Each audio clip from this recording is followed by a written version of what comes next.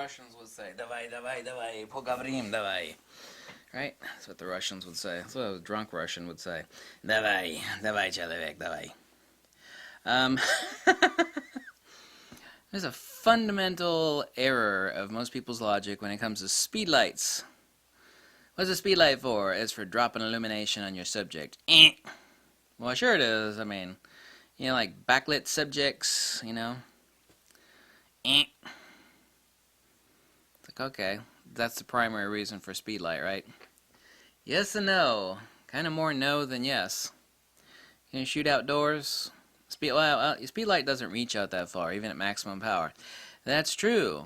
So why is the speedlight ultimately not about just controlling a subject illumination? Well, speedlight can't reach out into the background. No, it certainly can't. Nobody's denying that. But with the speedlight, you have complete control over, the sunlight, everything out there, like the mountains that are 20 miles. How is that possible? This is what people don't realize. This is a fundamental principle of speedlight use or strobe use. We're talking about the dynamic range of your shot. You're able to go from subject, background, too far apart. Here's my camera's dynamic range, but here's the dynamic range of the scene. I'm able to take the dynamic range of the scene between my subject and my background and go like this. And since I can control however much damn light I want to drop on my subject, that means I can expose my ambient however the hell I want. I can make nasty 2 p.m. light look like 8 p.m. evening light. Obviously the sun's not going to be down there at 8 p.m., but how do you do that? Underexposed, right? Well, I mean, my subject was dark before, now they're really dark. Who gives a shit? That's the answer. Who gives a damn? Oh, I don't get it. Well, you gotta stop thinking of light. Light is not just light when it comes to speedlight use. We're talking about milking light onto your sensor. Nobody's ever milked a cow before. Milking light onto your sensor from ambient light. Talking about exposure, which is gain in time. Gain being your aperture, time being shutter speed, right? Milking light onto your sensor versus shooting your sensor. Boom. Pow. With that capability, you're dropping light on your sensor for your ambient, but you have now complete control over that because you have complete control over your primary subject's illumination. Speedlights are less about controlling your subject light, but more about your ambient light. You drop in a reflector and light your subject up, but that's ambient.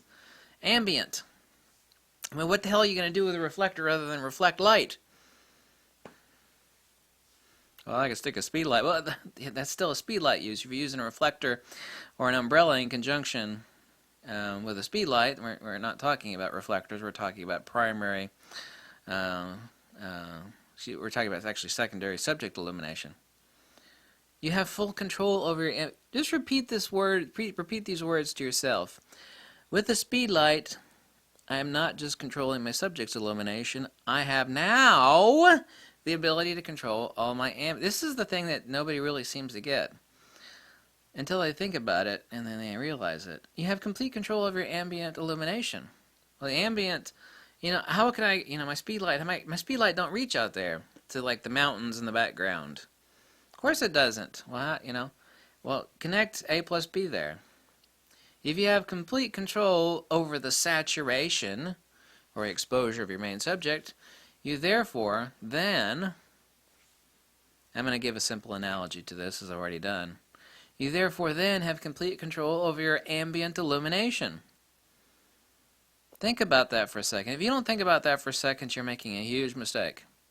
Little dinky ass speedlight now lets me choose whatever the bleeping hell I want my ambient illumination to be. If it's crappy 2 p.m. light, that means that I can drop on like a 4-stop ND filter and I can I could really subdue everything if I want a certain depth of field, for example. Or high-speed sync photography. I want to shoot at 1/4000th of a second. However, that does create a bit of a problem with the speed light because T1 time on a speed light, most speed lights, is 1/1000th of a second. In other words, if you're shooting above 1/1000th of a second, the full blast burst of your speed light doesn't cover. You can't fit 1/1000th of a second of a light into 1/4000th of a second of exposure on your shutter speed. But that's a matter for another discussion. With a speed light, you have full control of your ambient illumination. You raise or lower your subject with the speed light in exposure to wherever the hell you want it to be. Typically, however, we're talking about the compression of dynamic range between your ambient, your background, and your subject. Speedlight ain't reaching out there, but since you're able to now control all the illumination of your main subject, you therefore get to control all the illumination and exposure of your ambient light. You keep repeating yourself, yeah, but people don't get this. That little speedlight, which does not reach out very far, still lets you control all your ambient illumination. When you have total control over your subject's illumination, you therefore also have total control of whatever exposure you want for your background. This is where light is not light. Well, I'm dropping, I got light coming in from the background, reflected off the mountains, and I got light coming in from a speedlight. Two different sorts of light. And this is also the important thing. This is why your speed light doesn't give a crap about your camera's shutter speed. It does above 1/1000th of a second, or high-speed sync photography. It does matter there, but that's a T1 time, so we can kind of forget about that. Let's just not talk about high-speed sync photography. Your speed light doesn't give a crap about your camera's shutter speed. Oh, damn, that's important. That means you can expose your shot to whatever ambient illumination you want it to be for its exposure. Let's say your sync speed is 1/250th of a second. I guess we should be talking about high-speed sync photography too if we really want to extrapolate this out, but we'll not take it out too far. Just keep it simple. Able to drop whatever level of speedlight illumination on your sensor for subject saturation that you want. Up to the point where you actually blow out the highlights. You want to properly expose your subject, right? Well, how important is that? You got to think of the two different types of light. Well, light is light. No, light is not light. Because your speed light doesn't give a damn about your shutter speed. Your ambient, you got no control over the ambient illumination. If you're just rocking out there with a camera, you're screwed because you are now slave to the necessary illumination of your subject. Well, I'm just going to bring in a reflector and drop some. Yeah, well, that lets you compress the dynamic range if I bring out a big old silver reflector and reflect it back with the subject. That does something and it's very helpful, but it's nothing like a speed light. And it doesn't give you really good saturation, not like a speed light does. Because you're dropping two different types of light onto your sensor, and they're radically different types of light. You're milking the light from the ambient, which is reliant upon the shutter speed of your camera, versus the speed light illumination, where you're shooting the sensor of your camera, and that speed light doesn't care about your shutter speed. So you pick whatever shutter speed that you want. Your speed light, the pulse of that light to your subject and back into your sensor is like that. The light from your ambient illumination to saturate your sensor to whatever level you want is like this. Wow. And that shutter speed is really important. Remember that TV show called Flash where the guy could go like, he could he could run around the world or something like that in a second or something like that? That's what your speed light is. I was about to make a reference to like Speedy Gonzalez versus Slowpoke Rodriguez. You remember that old cartoon? Ambient illumination is like Slowpoke Rodriguez, and speedlight illumination is like Speedy Gonzalez. That's the real, and it's not a mystery at all, but it's almost like it's something that is slapping you right in the face. But people just fail to see it. They're like, speed light's for subject. I could fill light. I guess that's what people say. What is a speed light for? It's for fill light in my subject light. I got shooting a backlit. I'm going to shoot Monica, and the sun's over her shoulder. I'm going to add some light. I go, boom. I'm going to fill it up. It's like, that's good. What about your Well, what about it? What about my ambient limit? Well, you could make it wherever you want, you know? Add an ND filter. You could either raise it. You don't want to blow your highlights unless that's what you want. Generally speaking, that's not a good idea. Some compositions are really beautiful with blown backgrounds, if like an ethereal sort of glow. Why don't people, you know, just matrix meter any backlit shot and add 2 stops of speedlight illumination, for example. Just take a matrix meter of your scene, like a backlit scene, where your subject needs illumination. Not to be backlit, but where your subject needs illumination.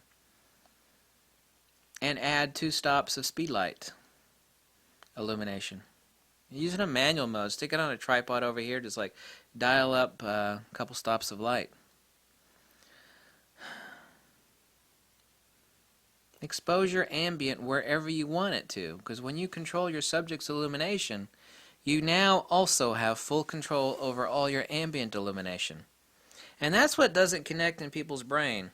I have a speed light, it doesn't reach out that far. That's true, that's true, that's true. But a speed light is only for subject illumination. Nope, nope, nope, nope, nope. You're kind of true, but with that subject illumination, you now have control over everything out there. And people don't have a disconnect. I don't see how I can do that. Doesn't make any sense. It's just for adding some fill light. Well, if you want to say you want to add some fill light, that's fine. I'm going to matrix meter and add some fill light. But think outside of the box. What if you matrix meter your shot, but you know it's shitty 3 p.m. light? Underexpose it. Now it looks like 8 p.m. light. Kinda, sorta. Pretty close. Depends what you do. Mess with it in Lightroom. Photoshop later. Underexposed. Like, well, yeah, it drags my subject down even further. So what? You got a speed light. Crank the power up on that bitch. BAM! Have we made connection here? Yeah. Speedlight lets you control everything. Ha ha ha ha. Why doesn't anybody talk about this? Because people are disconnected. It's like, what's speedlight for? It's for fill light. Yeah, but no. Lets you control everything. That's really important. Because a lot of people, when they realize that, you know, I could take this crappy 3 p.m. light and darken it down by underexposing it some, and then add some fill light and raise my subject up to wherever it is I want it to be. That's really important aspect of photography. They didn't even teach us that methodology back in photography school. They kind of did, but they hem-hawed around it, you know. And the reason I repeated myself so much in this video is because it's so important. This is the one video where you should thank me for repeating myself. Because nobody, well almost nobody, gets this fact. Thank you so much for watching. If you like this video, drop a buck or two. Tell me to jump off a cliff. Or send me a cannoli. I've never had a cannoli. What is a cannoli? I don't. Isn't that like a proto version of a Hot Pocket? Someone sent me, it was Robert Smiley. Robert sent me, I think he sent me like a sandwich. It's kind of like a pizza and a sandwich. Whew. I have such simple pleasures, you know. I don't get to travel Europe and Asia and stuff like the rest of these douchebags that are being paid for by companies, and you know.